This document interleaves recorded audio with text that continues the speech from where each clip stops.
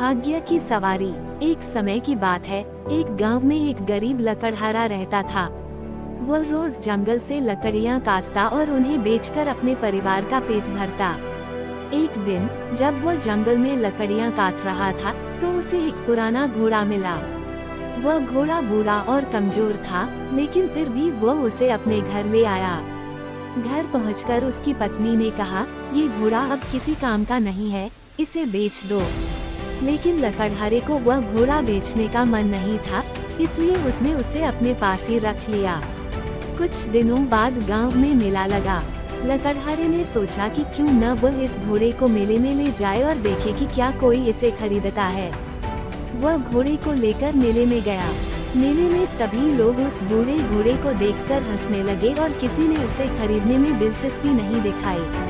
लकड़हारा निराश होकर वापस घर जाने लगा। रास्ते में उसे एक साधु मिला। साधु ने उससे पूछा, तुम इतने दुखी क्यों हो? लकड़हारे ने अपनी सारी कहानी साधु को सुनाई। साधु ने मुस्कुराते हुए कहा, इस घोड़े को बेचने की कोशिश मत करो। ये घोड़ा तुम्हारे भाग्य का वाहन है, इसे अपने पास रखो और इसकी देखभाल करो।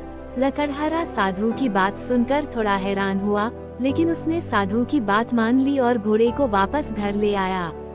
उसने घोड़े की देखभाल शुरू कर दी।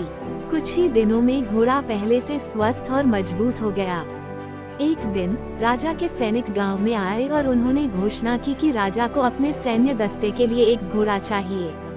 जब सैनिकों ने लकड़हारे के घोड़े को देखा तो उन्हें वह बहुत पसंद आया और उन्होंने उसे राजा के पास ले जाने का निर्णय लिया।